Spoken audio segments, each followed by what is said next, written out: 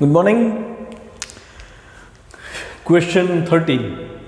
Nuclear બળ સમજાવીને તેના લક્ષણ જણાવો. ન્યુક્લિયર બળ, આમ તો બળના મુખ્ય 4 પ્રકાર 11મા ધોરણમાં આપણે ઘણી બધી વાર ચર્ચામાં લીધા, બરાબર. એમાં સૌથી નબળું બળ જે હતું એ ગુરુત્વાકર્ષી બળ, પછી વિદ્યુત બળ એટલે કે કુલમનો બળ જે હતું એ, પછી એક વીક ન્યુક્લિયર ફોર્સ આવે, અને ચોથું બળ જે સૌથી તાકાતવાળું છે, સૌથી પ્રબળ છે, એ છે સ્ટ્રોંગ ફોર્સ. સ્ટ્રોંગ ફોર્સ એટલે ન્યુક્લિયસમાં રહેલા ન્યુટ્રોન અને પ્રોટોન વચ્ચે લાગતું બળ. તો તમારે આ ક્વેશ્ચનમાં ન્યુક્લિયર બળની ચર્ચા કરવાની છે. તો ન્યુક્લિયસની અંદર તમને ખબર છે ન્યુટ્રોન રહેલા છે, પ્રોટોન રહેલા છે. તો હવે માની લો થોડુંક મોટું ન્યુક્લિયસ વિચારો, જેમાં પરમાણુ દળાંક છે એ 100 કે 120 કે એવો કંઈક છે. તો હું એવું કહી શકું અંદર 40-50 પ્રોટોન હશે, 50-60 ન્યુટ્રોન હશે. તો આટલા બધા પ્રોટોન એકસાથે રહી શકે ખરેખર? ટેકનિકલી આપણે તરત કહીને કે ભાઈ ગુરુત્વાકર્ષી બળને લીધે પ્રોટોન વચ્ચે આકર્ષણ થાય, પણ એના કરતાં વધારે પ્રબળ બળ વિદ્યુત બળ છે. પ્રોટોનના કુલમ બળની વાત કરીએ આપણે, તો કુલમ બળ એવું બળ થાય કે એ પ્રોટોનને અહીંયાથી બહાર ધકેલી દે. પણ હકીકતમાં એવું જોવા મળતું નથી. પ્રોટોન અંદર શાંતિથી પડ્યા છે. એનો મતલબ એવો થયો કે કુલમ બળને પહોંચી વળે એવું એક ત્રીજું બળ, અહીંયા નવું બળ હાજર હોવું જોઈએ, જે કુલમ બળ કરતાં પણ વધારે શક્તિશાળી છે. આગળ જતાં રિસર્ચ કરતાં એ બળને નામ આપવામાં આવ્યું સ્ટ્રોંગ ફોર્સ. છોકરાઓ, સ્ટ્રોંગ ફોર્સ છે એ વિદ્યુત ચુંબકીય બળથી પણ વધારે શક્તિશાળી છે, અને એ સ્ટ્રોંગ ફોર્સ પ્રોટોનને એટ્રેક્શનથી પકડી રાખે છે. મતલબ કે સ્ટ્રોંગ ન્યુક્લિયર ફોર્સ મોટા ભાગે આકર્ષી બળ છે, એ પ્રોટોનને આકર્ષી રાખે છે. એટલા માટે ઓલો કુલમ્બિયન અપાકર્ષી બળ છે અહીંયા અસરકારક થતું નથી, અને ન્યુક્લિયસ સ્ટેબલ મોડમાં આવી જાય છે, પ્રોટોનને બહાર ધકેલવા દેતું નથી. તો આપણને એમ થાય કે શું આ ન્યુક્લિયર બળ છે પ્રોટોન વચ્ચે જ લાગે? તો કે ના, પ્રોટોન વચ્ચે લાગે, ન્યુટ્રોન વચ્ચે લાગે, અને ન્યુટ્રોન પ્રોટોન વચ્ચે પણ લાગે છે. પણ એની એક મર્યાદા છે. આટલી શક્તિ, આટલું પ્રબળતા તો એની પાસે છે, પણ ઈશ્વરે એની જે અવધિ છે ને એ સૂક્ષ્મ કરી દીધી છે. હવે ઇમેજિન કરો એની અવધિ ગુરુત્વાકર્ષી બળની જેમ કે કુલમ્બિયન બળની જેમ અનંત હોત તો શું થાત? તો એ બ્લેક હોલ બની જાત ને. કેમ? તો કે અનંત અંતરે રહેલા પદાર્થને એ ખેંચી લેત ને, આકર્ષી બળ છે, તો બધુંય ન્યુક્લિયસમાં સમાવવા માંડત. સમજાય ને? ન્યુટ્રોન સ્ટાર શું છે? એની પરિસ્થિતિ આવી જ છે. ન્યુક્લિયસ જેટલી જ એની ઘનતા છે, એ જેમ બ્લેક હોલ બધું એટ્રેક્ટ કરે, એમ સ્ટ્રોંગ ફોર્સ જો લઘુ અંતરીય બળ ન હોત તો એ પણ બધું એટ્રેક્ટ કરી લે. તો એ વરદાન કહેવાય ને. નહીંતર તો બધા ન્યુક્લિયસમાં અંદર વયા જાય. હવે ન્યુક્લિયર બળ જે છે એનો પ્રયોગ કરતાં પ્રાયોગિક રીતે એની જે અવધિ, એની જે રેન્જ છે એ 10⁻⁻15 મીટરની મળી, મતલબ 1 ફર્મીની આજુબાજુની મળી પ્રયોગો ઉપરથી. આ પ્રયોગો જે સાલમાં થયા એ સાલ હતી 1930 થી 1950ની સાલની વાત છે. આ મતલબ થોમ્સન ને આલ્બર્ટ આઇન્સ્ટાઈન એ બધા પછીની વાત છે. આ ઇલેક્ટ્રોનની શોધ થઈ ગઈ, પછી ન્યુક્લિયરની રિસર્ચ થઈ. એ દરમિયાન ખબર પડી કે ન્યુક્લિયર બળો સૌથી વધારે સ્ટ્રોંગ છે અને કેવી રીતે અસર કરે છે, એની રેન્જ શું છે, બરાબર. તો 10⁻⁻15 મીટર સુધી એ પોતાની અસરને છોડી શકે છે. હવે આપણને ખબર છે ન્યુક્લિયસની સાઇઝ, તો કે ન્યુક્લિયસની સાઇઝ એ કંઈક 10⁻14 થી 10⁻15 વચ્ચે હતી. જો બહુ મોટું ન્યુક્લિયસ હોય તો 10⁻14 થાય, અને સાવ નાનું ન્યુક્લિયસ હોય તો 10⁻15 થાય. અને આપણે 3 પ્રકારના ન્યુક્લિયસ જોયા: હલકા, મધ્યમ અને ભારે. ભારે ન્યુક્લિયસ છે એમાં શું થાય? તો કે અંતર મોટું થઈ જાય, ન્યુક્લિયસની સાઇઝ વધી જાય. તો આપણે એવી ચર્ચા થઈ હતી કે એક છેડે રહેલો ન્યુટ્રોન બીજા છેડે રહેલા ન્યુટ્રોન કે પ્રોટોનને સ્ટ્રોંગ બળ ન પણ લગાડી શકે, અને એના લીધે જ આપણે એવું કહેતા હતા કે એની બાઇન્ડિંગ એનર્જી પર ન્યુક્લિયોન, એના ન્યુક્લિયોન દીઠ બંધન ઉર્જા આ કારણોથી જ અચળ જળવાઈ રહેતી હતી મધ્યમ ન્યુક્લિયસના કિસ્સામાં. ખ્યાલ આવે ને? તો એ જે એક્સપ્લેનેશન છે એ મેં PDF ફાઇલમાં આપી દીધું છે, એ તમારે ફેસબુકમાં લખવાનું છે. મારો જે જવાબ હવે આગળનો છે એ સ્ટાર્ટ અહીંથી થશે. આપણા માટે આ ચર્ચા કરવી જરૂરી છે. પેલું બેઝિક તો તમને ખબર જ હતી, આપણે ઘણી બધી વાર એની ચર્ચા થઈ છે. હવે આગળ, ન્યુક્લિયોન દીઠ બંધન ઉર્જા જે છે એ શું કામ અચળ રહે છે? તો આ લઘુ અંતરી બળને લીધે અચળ રહે છે. કેમ? એ લોંગ રેન્જવાળું હોત તો હું એવું કહી શકત કે મોટું ન્યુક્લિયસ આપણે લઈ અને રેન્જ મોટી હોત તો આ ન્યુટ્રોન આ છેડે રહેલા ન્યુટ્રોનને જકડી રાખત. તો જેમ નવા નવા ન્યુટ્રોન આવતા જાત એમ અહીંયા ન્યુક્લિયર ફોર્સ વધતું જાત.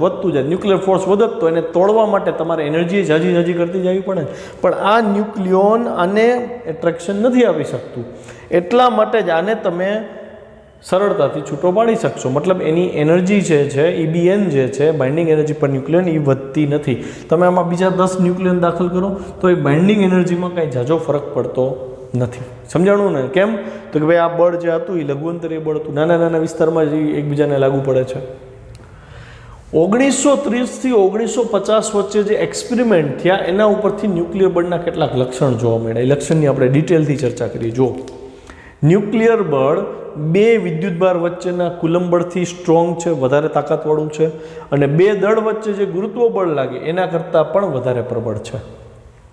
તેથી જ ન્યુક્લિયસની અંદર ન્યુટ્રોન પ્રોટોન છે એ અંદર જકડાયેલા રહે છે, ભાગી શકતા નથી. અહીંયા એક વસ્તુ એ ખબર પડી કે ગુરુત્વ બળ છે એ કુલમ બળથી ઘણું નબળું હતું. ઓકે, 2 ન્યુક્લિયોન વચ્ચેનું ન્યુક્લિયર બળ તેમની વચ્ચેના કેટલાક ફેમ્ટોમીટર કરતાં વધુ અંતરે ઝડપથી શૂન્ય થઈ જાય છે. આ મુદ્દો સમજવા જેવો છે. એક ન્યુક્લિયોન છે, ન્યુટ્રોન કે પ્રોટોન, આ બીજો ન્યુક્લિયોન છે. ધારો કે x ફર્મી મીટર છે ત્યારે કંઈક ન્યુક્લિયર બળ લાગ્યું, ધારો કે F ન્યુક્લિયર બળ લાગ્યું x ફર્મી મીટરે. હવે આ લોકો એમ કહે છે કે જો તમે અંતર વધારો ને, થોડુંક જ વધાર્યું, જો તમે અહીંથી થોડુંક જ અંતર વધાર્યું, આટલું ખસેડો, તો જેવું અંતર આટલું જ વધ્યું ને ત્યાં આ તો ફોર્સ 0 થઈ જશે. મતલબ તમે અંતરમાં થોડો કે વધારો કરશો ને તો ન્યુક્લિયર ફોર્સ ઝડપથી ઘટવા માંડે છે અને બહુ જ થોડા અંતરના ચેન્જમાં એ સીધું 0 થઈ જશે. મતલબ બહુ નાની રેન્જમાં જ એ અસર કરે છે. થોડુંક અંતર વધશે એટલે એની અસર બંધ થઈ જાય. મતલબ મેં જે કીધું હતું ને એની રેન્જ ફર્મીમાં છે, એ મુદ્દો આ કહે છે કે કેટલાક ફેમ્ટોમીટર કરતાં વધુ અંતર થશે તો ઝડપથી ઘટીને શૂન્ય થશે. આથી મધ્યમ કે મોટા કદનું ન્યુક્લિયસ હોય એ ગ્રેટર દેન 30, હવે બધાય આવી ગયા. મધ્યમ કે મોટા કદનું ન્યુક્લિયસ બધાયમાં બળોની સંતૃપ્તતા આવશે. ન્યુક્લિયસ બળોની સંતૃપ્તતા. કેમ ન્યુક્લિયસ બળોની સંતૃપ્તતા? તો કે ભાઈ એ જ્યાં પડ્યો છે એક ન્યુક્લિયોન એ પર્ટિક્યુલર રેન્જમાં જ બળ લગાડશે, બધે નહીં લગાડે. અહીંનો ન્યુક્લિયસ હશે તો એની એ રેન્જ હશે. તો હવે હું કહી શકું ને કે અહીંથી મારે એક પ્રોટોન કે ન્યુટ્રોન દૂર કરવો હોય એને જે ઉર્જા આપવી પડે એટલી જ ઉર્જા અહીંથી પ્રોટોન કે ન્યુટ્રોનને દૂર કરવા આપવી પડે. બરાબર. જો થોડીક લાંબી રેન્જ હોત, થોડીક રેન્જ વધારે હોત તો આનું જે સર્કલ નાનું બને છે એની બદલે સીધું મોટું થઈ જાત. તો આ એની અંદર સમાવેશ થઈ ગયો. હવે આને બહાર કાઢવું હોય તો આનું બળે તોડવું પડે અને આ બળે તોડવું પડે, એટલે ઉર્જા જાજી આપવી પડે. પણ એવું થતું નથી. કેમ? તો કે શોર્ટ રેન્જ ઓર્ડરવાળું ફોર્સ છે, એટલે બહુ સરળતાથી અહીંથી કાઢો કે અહીંથી કાઢો બધાની EBN કેવી આવશે? સરખી આવશે. એટલા માટે ન્યુક્લિયન દીઠ બંધન ઉર્જા કેવી થઈ ગઈ?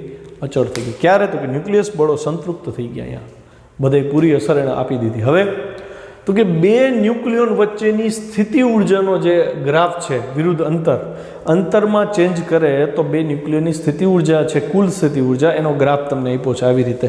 આને તમારે યાદ જ રાખવાનું છે. આવી રીતનો શેપ બને છે. અહીંયા આ અંતર આપ્યું છે, ફર્મીમાં અંતર છે, બરાબર, અને એનર્જી આપી છે અહીંયા. તો આ જો સ્થિતિ ઉર્જા છે, આ 0 યામ દેખાડ્યો છે મેં, અહીંયા -100 વાળો યામ દેખાડી દીધો છે, આ +100 વાળો. તો તમે જુઓ 0 વાળે અહીં જુઓ તમે ગ્રાફ, આ ભાગમાં સ્થિતિ ઉર્જા, આ સ્થિતિ ઉર્જા U આપણે એને કહી દઈ, આ અંતર R છે, U વર્સિસ R નો ગ્રાફ છે. તમે આ ભાગમાં જો સ્થિતિ ઉર્જા ધન છે. જ્યાં છોકરાઓ સ્થિતિ ઉર્જા ધન હોય ને અહીંયા બળ અપાકર્ષી હોય. બરાબર. કેમ? તમને સરળ ઉદાહરણ આપું. કુલમના નિયમમાં 2 ધન વિદ્યુત ભારો હોય એની વચ્ચે અપાકર્ષણ હોય તો એ 2 ધન વિદ્યુત ભારોની સ્થિતિ ઉર્જા K Q1 Q2/R થાય. Q1 Q2 2 ધન હતા તો સ્થિતિ ઉર્જા ધન થાય ને. જ્યાં સ્થિતિ ઉર્જા ધન અહીંયા 2 વચ્ચે અપાકર્ષણ. તો મને તો આ બિંદુ જે મળે છે ને R0, જો અહીં મેં લંબ લીધો છે અહીંયા, R0 ની કિંમત પ્રાયોગિક રીતે 0.8 ફર્મી મળી. મતલબ અંતર અગર 0.8 ફર્મીથી નાનું થાય તો સ્થિતિ ઉર્જા ધન થાય છે. સ્થિતિ ઉર્જા ધન થાય એટલે એ બળ અપાકર્ષી બળ બની જાય છે. મેં તમને કીધું હતું ચોક્કસ ફર્મીથી ઓછું અંતર કરશો તો 2 ન્યુક્લિયોન વચ્ચે અપાકર્ષણ થશે. હવે તો કે હવે તમે અહીંયાથી આવો, જો આગળ આવો અહીંયા તો તમે અંતરને વધાર્યું ધીમે ધીમે 0.8થી થોડુંક અંતર વધ્યું તો જો સ્થિતિ ઉર્જા અહીંયા મેક્સિમમ ઋણ થઈ, સ્થિતિ ઉર્જા ઋણ થઈ એટલે પ્રબળ આકર્ષી બળ થયું અહીંયા આ અંતરે, દેખાય? હવે તમે જો અંતર વધારતા જાઓ તો અંતર વધારતા તમે જો અહીંયા સ્થિતિ ઉર્જા આ અંતરે સ્થિતિ ઉર્જા 0 થઈ ગઈ, મતલબ શું થયું? તો કે એ બે એકબીજાના એટ્રેક્શનની બહાર નીકળી ગયા, રેન્જની બહાર નીકળી ગયા. હવે આગળ જાઓ, અંતર હજી વધારો તો પાછી સ્થિતિ ઉર્જા જો ધન થઈ ગઈ, સ્થિતિ ઉર્જા ધન થઈ એટલે અપાકર્ષી બળ થઈ ગયા, મતલબ બળ લાગતું બે વચ્ચે ઓલમોસ્ટ 0 થઈ ગયું, જે એટ્રેક્શન થતું હતું એ 0 થઈ ગયું. તો 0.8 ફર્મીથી વધુ અંતર હોય તો આકર્ષણ કરશે બે ન્યુક્લિયોન એ થોડાક અંતર સુધી, અને જો બે વચ્ચેનું અંતર 0.8 ફર્મીથી ઓછું હશે તો બે વચ્ચે અપાકર્ષણ લાગવું પડશે. જો આલેખ પરથી R0 બરાબર 0.8 ફર્મી માટે સ્થિતિ ઉર્જા લઘુત્તમ છે, અહીંયા 0.8 માટે આ લઘુત્તમ સ્થિતિ ઉર્જાની વાત છે. એટલે કે 0.8 ફર્મી કરતાં વધુ અંતર હોય ત્યારે બળ આકર્ષણ પ્રકારનું છે 0.8 ફર્મીથી આગળ માટે, અને 0.8 ફર્મીથી ઓછા અંતર માટે બળ અપાકર્ષી છે. ક્લિયર? ત્રીજો મુદ્દો, ન્યુટ્રોન ન્યુટ્રોન, પ્રોટોન પ્રોટોન અને ન્યુટ્રોન પ્રોટોન વચ્ચે લગભગ સમાન ન્યુક્લિયર બળ જ લાગશે. એનો મતલબ એક વસ્તુ સ્પષ્ટ થઈ કે પ્રોટોનનો વિદ્યુતભાર ન્યુક્લિયર બળ અવગણી નાખે છે, એને કન્સિડર જ નથી કરતું. કેમ? તો કે આ બે વચ્ચેનું બળ, આ બે વચ્ચેનું બળ ને આ બે વચ્ચેનું બળ બધા સરખા છે, એટલે કે એને વિદ્યુતભાર એને કોઈ લેવા દેવા નથી. આ બળ ગુરુત્વ બળની જેમ માત્ર આકર્ષી બળ છે, ખાલી લેસ ધેન 0.8 ફર્મી માટે જ એ અપાકર્ષી બને, બાકી આકર્ષી બળ છે. તેનું કોઈ સરળ ગાણિતિક સ્વરૂપ નથી. બચી ગયા તમે, વળી એનું સમીકરણ સાબિત કરવું પડે, વળી એનો એક ચેપ્ટર બને, જેમ કેમ ગુરુત્વાકર્ષણનું ચેપ્ટર બન્યું, વિદ્યુત ક્ષેત્રવાળું ચેપ્ટર બન્યા, બે ચેપ્ટર બન્યા, ચુંબકીય ક્ષેત્રવાળું બને. જો આનું સૂત્ર હોત અને રિસર્ચ કરતાં એની સરળ એક્સપ્લેનેશન હોત તો વળી એક નવું ચેપ્ટર એડ થઈને આવી જાત.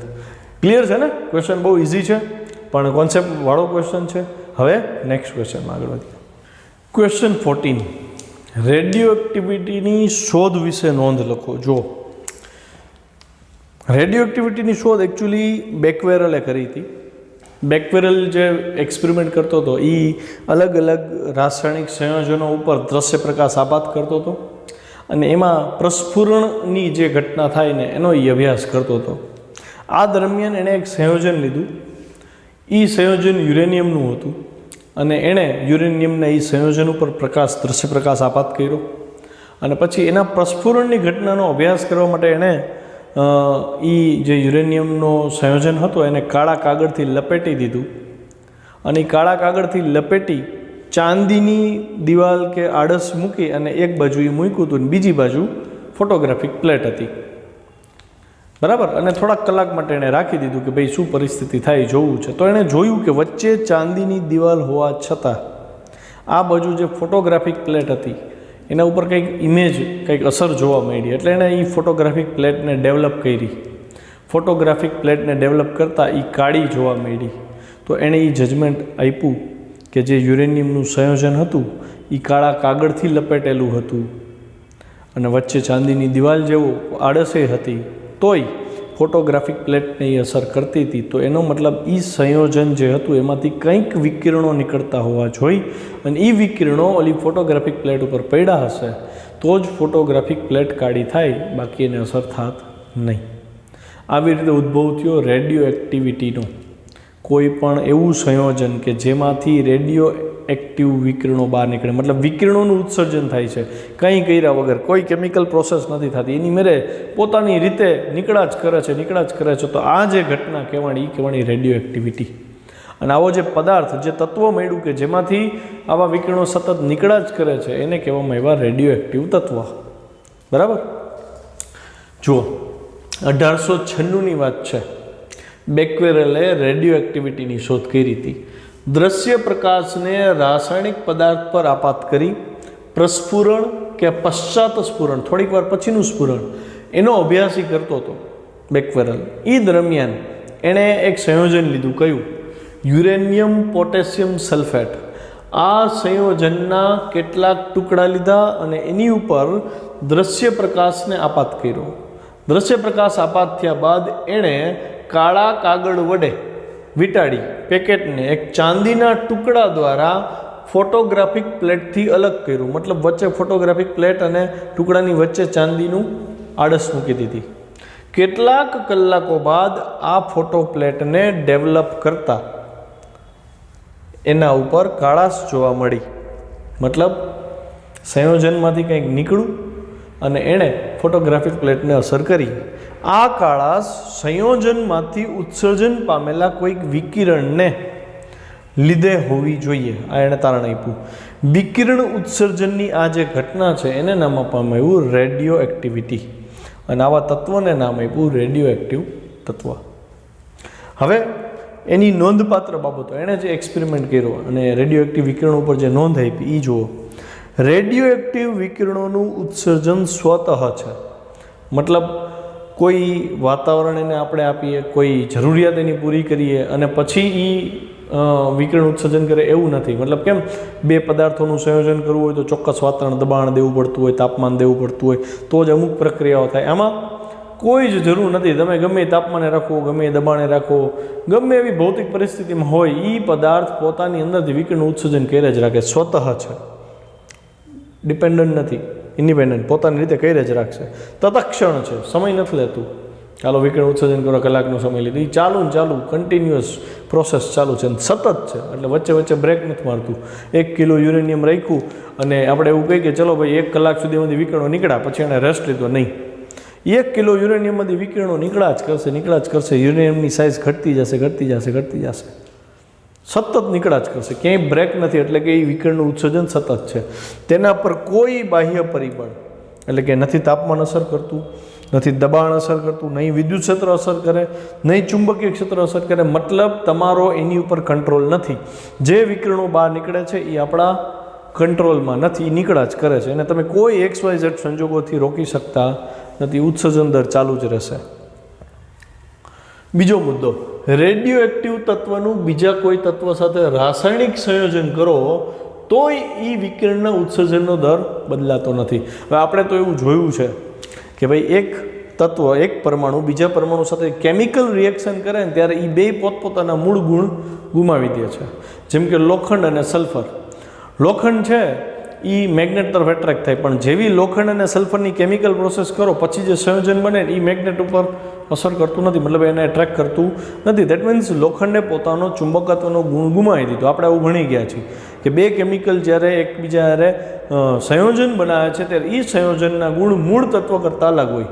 તો આપણને એમ થાય તો યુરેનિયમ રેડિયો એક્ટિવ પદાર્થ છે, એની કોઈ કેમિકલ રિએક્શન બીજા કોઈ સાથે કરાવીએ તો શું કેમિકલનો આ રેડિયો એક્ટિવિટીનો ગુણ બદલાય છે? તો અભ્યાસ પરથી ખબર પડી કે નથી બદલાતો. હવે કેમિકલ પ્રોપર્ટી બદલાતી એનું કારણ શું હતું? તો કે એ કેમિકલ જે સંયોજન બનાવતા ઇલેક્ટ્રોનની આપલે કરીને કે ભાગીદારી કરીને કરતા, તો જ એની પ્રોપર્ટી બદલાય, એના ગુણ બદલાય. પણ અહીંયા યુરેનિયમ એવું જ કરે છે, છતાંય એની પ્રોપર્ટીમાં કંઈ ચેન્જ ન થયો, એ ઉત્સર્જનમાં કંઈ ફરક ન પડ્યો. એનો મતલબ ઉત્સર્જન છે એ કક્ષાના ઇલેક્ટ્રોન ઉપર આધારિત નથી. તો કે તો વધુ ન્યુક્લિયસ, તો એનો મતલબ જજમેન્ટ એ મળ્યું બેકવેરલને, મેડમ ક્યુરીને, પિયરે ક્યુરીને, બરાબર, જેટલા સાયન્ટિસ્ટો આમાં પોતાના જીવ દીધા છે, બરાબર, આ જ કારણોથી એમની મોત થઈ હતી રેડિયો એક્ટિવ વિકિરણને લીધે. તો એ લોકોએ જજમેન્ટ આપ્યા કે ભાઈ રેડિયો એક્ટિવ પદાર્થો છે એની જે રેડિયો એક્ટિવિટી છે એ ન્યુક્લિયસ સાથે સંકળાયેલી છે, કેમ કે કેમિકલ પ્રોસેસ પછી પણ એમાં જરાય ફરક પડતો નથી.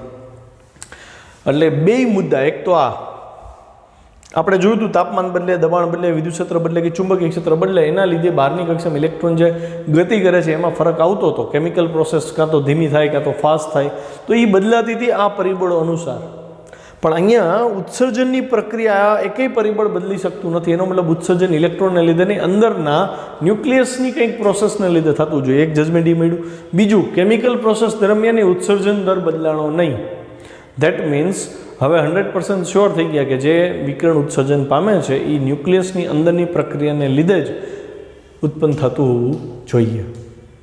આ બંને મુદ્દા પરથી સ્પષ્ટ છે કે રેડિયો એક્ટિવિટી એ ન્યુક્લિયર ઘટના છે, ન્યુક્લિયરમાં બનતી ઘટના છે, જેમાં કોઈ અસ્થાયી ન્યુક્લિયસ મેં એવું કીધું હતું, મધ્યમથી હલકા ન્યુક્લિયસમાં 1:1નો ન્યુટ્રોન પ્રોટોનનો રેશિયો હોવો જોઈએ, અને ભારે ન્યુક્લિયસમાં 3:2નો 3:2નો રેશિયો. એ રેશિયો જો ડિસ્ટર્બ થાય તો એ ન્યુક્લિયસ અસ્થાયી બને, અને અસ્થાયી ન્યુક્લિયસ હોય એ રેડિયો એક્ટિવ વિકિરણનું ઉત્સર્જન કરી અને સ્થાયી થવાનો પ્રયત્ન કરે છે, જેને રેડિયો એક્ટિવ ક્ષય કહે છે. વિભંજન જે આપણે કહીએ છીએ એ કહે છે. કુદરતમાં 3 પ્રકારના ક્ષય જોવા મળે છે: આલ્ફા ક્ષય, બીટા ક્ષય અને ગેમા ક્ષય. આલ્ફા ક્ષય તો આલ્ફા કણ તો તમને ખબર છે હિલિયમનો ન્યુક્લિયસ. કોઈ ભારે ન્યુક્લિયસ છે એની અંદર કંઈક એવી પ્રોસેસ થાય છે કે એમાંથી 2He4 નો ટુકડો બહાર નીકળી જાય છે. એ ટુકડો 2He4 એટલે આલ્ફા કણ. તો કોઈ એવા તત્વો છે, એવા પરમાણુ છે જેના ન્યુક્લિયસમાંથી સતત આલ્ફા કણોનું ઉત્સર્જન થયા રાખે છે, તો એ આલ્ફા ક્ષય થયો. હેલિયમ ન્યુક્લિયસનું ઉત્સર્જન થાય 2He4. બીજું બીટા અક્ષયનું ઉત્સર્જન થાય. તો ન્યુક્લિયસની અંદરથી, શબ્દ પકડજો, ન્યુક્લિયસની અંદરથી અગર ઇલેક્ટ્રોનનું ઉત્સર્જન થાય, બીજું પોઝિટ્રોનનું ઉત્સર્જન થાય, જો આ બેયનું ઉત્સર્જન, ઇલેક્ટ્રોનના ઉત્સર્જનને બીટા માઇનસ ઉત્સર્જન કહેવાય, એટલે પોઝિટ્રોન જે છે એના ઉત્સર્જનને બીટા પોઝિટિવ ઉત્સર્જન કહેવાય. સમજો, આપણે અત્યાર સુધી એવું ભણ્યા છીએ કે ઓર્બિટમાં જ ઇલેક્ટ્રોન હોય. અહીંયા કહે છે કે ન્યુક્લિયસમાંથી ઇલેક્ટ્રોન બહાર નીકળે છે. તો કેમ નીકળે છે એની ચર્ચા આપણે કરશી. એકવાર આગળ કરી હતી મેં. તો ન્યુક્લિયસમાંથી ઇલેક્ટ્રોન કેમ બહાર નીકળે એ સમજશે આપણે. અને ન્યુક્લિયસમાંથી પાછો પોઝિટ્રોન બહાર નીકળે છે, બરાબર. તો જો ઇલેક્ટ્રોન બહાર નીકળે તો એને બીટા નેગેટિવ ઉત્સર્જન કહેવાય. જો પોઝિટ્રોન બહાર નીકળે તો બીટા પોઝિટિવ ઉત્સર્જન કહેવાય. પોઝિટ્રોન અને ઇલેક્ટ્રોન બે ભાઈઓ કહેવાય, બેના દળ સરખા છે, પણ આનો વિદ્યુતભાર ઋણ છે, આનો વિદ્યુતભાર ધન છે. ખબર પડી? તો આ બીટા નેગેટિવ બીટા પોઝિટિવ ઉત્સર્જન થયું, જેને બીટા ક્ષય કીધો. પછી છે ગેમા ક્ષય. ગેમા ક્ષયમાં ફોટોન બહાર નીકળે છે. આપણે કેમ ભણ્યા હતા, ઇલેક્ટ્રોન એક કક્ષામાંથી બીજી કક્ષામાં જાય, ઊંચીમાંથી નીચી કક્ષામાં જાય તો એક ચોક્કસ ઉર્જા તફાવત જેટલો એ ફોટોન ઉત્સર્જિત કરે. સેમ વે ન્યુક્લિયસની અંદર એ કંઈક એવી પ્રોસેસ થાય છે કે જેને લીધે ફોટોન, ચોક્કસ ઉર્જા ધરાવતા કિલો ઇલેક્ટ્રોન વોલ્ટ એનર્જીવાળા ઊંચી ઉર્જાવાળા ફોટોનનું ઉત્સર્જન થાય છે. ખ્યાલ આવી વાત છે? હવે આલ્ફા ક્ષય, બીટા ક્ષય અને ગેમા ક્ષયના રાસાયણિક સમીકરણ સમજાવ્યા છે. તો એમાં ડિટેલમાં આપણે સમજતું જવું પડશે. પણ એ પહેલાં તમારી ફેરબુકના ઉપર જે હાંસિયા છે એમાં એક નોંધ લખવાની થાય તમારે. એ નોંધ લખી લ્યો. આની પહેલાંય મેં લખાવી હતી કે ન્યુટ્રોન જે છે એનો ક્ષય થાય તો શું થાય. તમને કીધું હતું મેં, ન્યુટ્રોનનો ક્ષય કરો ને એટલે એમાંથી એક પ્રોટોન બને છે. જોજો ત્યાંથી આ ન્યુટ્રોન, એમાંથી શું બન્યો? પ્રોટોન બન્યો પ્લસ એક ઇલેક્ટ્રોન બન્યો. જો ઓકે, તો પ્રોટોન બન્યો, એક ઇલેક્ટ્રોન બન્યો. ખરેખર આને લક્ષી આપણે આવી રીતે, અહીંયા +1, અહીંયા -1, નેટ ચાર્જ જો 0 થઈ ગયું. અને પ્લસ એક એન્ટી ન્યુટ્રીનો બનતો હતો, યાદ છે? આ એન્ટી ન્યુટ્રીનો, આ એક પ્રક્રિયા મેં તમને કીધી હતી. હવે એક નવી વસ્તુ, પ્રોટોનનો અગર ક્ષય કરવામાં આવે, પ્રોટોન તૂટે તો એમાંથી એક ન્યુટ્રોન બને છે, જોજો, એક પોઝિટ્રોન બને છે અને એક ન્યુટ્રીનો છૂટો પડે છે. આ નોંધવા જેવી વાત છે છોકરાઓ. પ્રોટોનમાંથી એક ન્યુટ્રોન બન્યો, એક પોઝિટ્રોન બન્યો અને એક ન્યુટ્રીનો કણ છૂટો પડ્યો. આ પ્રોટોનની વાત છે, બરાબર. આ બધા ભેગા થાય તો પાછો પ્રોટોન બને. તો આ બે વસ્તુને તમારે ઉપર હાંસિયામાં લખી નાખવાની છે. આનો ઉલ્લેખ હું અહીંયા કરવા જઈશ. જો પહેલાં આલ્ફા ક્ષયની વાત કરીએ. આલ્ફા ક્ષય એટલે શું? તો કે હિલિયમ બહાર નીકળી જાય, બરાબર. જો અહીં ZXA છે, Z પરમાણુ ક્રમાંક છે, એ પરમાણુ ભાર છે, X કોઈ તત્વ છે. આમાંથી હું આલ્ફા બહાર કાઢી લઉં. આલ્ફા એટલે 2 પ્રોટોન બહાર નીકળી ગયા તો પરમાણુ ક્રમાંક 2 ઘટી જાય ને જો પરમાણુ ક્રમાંક 2 ઘટાડી દીધો છે. પછી આલ્ફા એટલે પરમાણુ દળ કેટલું થાય? 2He4 થાય ને.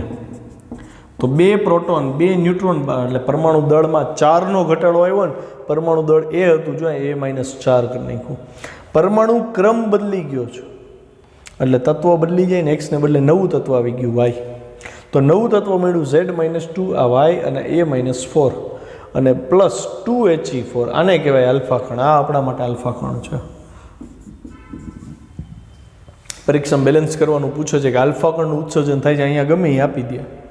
તો આલ્ફા કણનું ઉત્સર્જન કરવું હોય તો અહીંથી Z - 2 થાય, A - 4 થાય અને આ બેનો ટોટલ જોશો ને તો એ બેલેન્સ જ હશે. જો એ બેલેન્સ તમારે કરતાં શીખવાનું. Z - 2 + 2 Z, A - 4 + 4 A.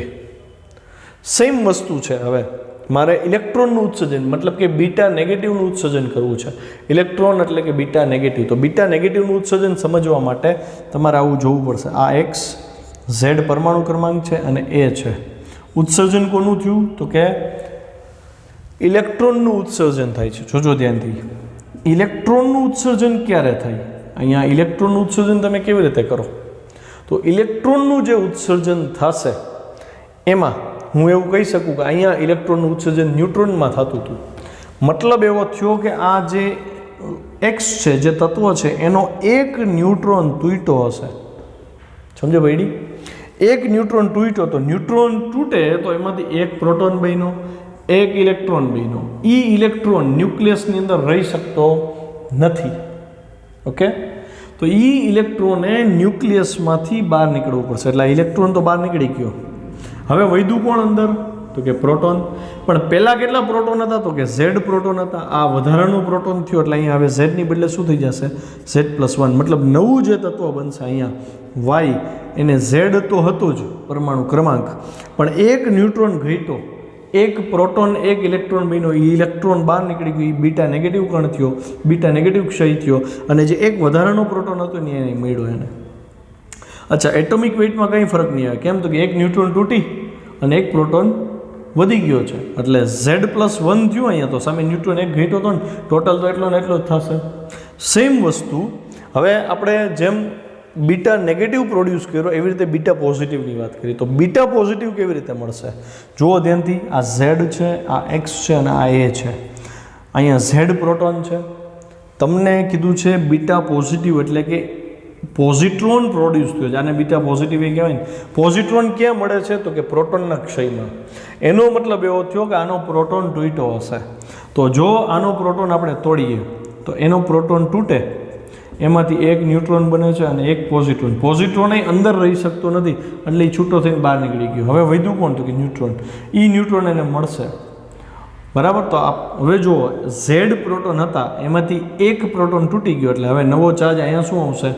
Y કરીને. તો કે ઝેડમાંથી એક પ્રોટોન ઘટી ગયો, એક પ્રોટોન ઘટ્યો, સામે એક ન્યુટ્રોન એ વધ્યો ને, એટલે એ પાછો અચળનો અચળ. એટલે આખું સમીકરણ બન્યું ZXA, એમાંથી બન્યું Y Z-1 to A, અને અહીંયા પોઝિટ્રોન છૂટો પડી ગયો. સમજે પડી ને? અને છેલ્લે ZXA માંથી ZYA કર્યું. આ બે એકબીજાના સમઘટક કહેવાય. સમઘટકની ચર્ચા થઈ હતી, બ્રોમિન માટે મેં વાત કરી હતી કે એનો પરમાણુ ક્રમાંક અને પરમાણુ દળાંક બધું સરખું હોય, છતાં એમાંથી ચોક્કસ એનર્જીવાળા ફોટોનનું ઉત્સર્જન થાય. આ ફોટોન છે, 0 ચાર્જ 0 માસ. ખ્યાલ આવ્યો? તો એનું ઉત્સર્જન થયું. તો આને ગેમા ક્ષય કહેવામાં આવે છે.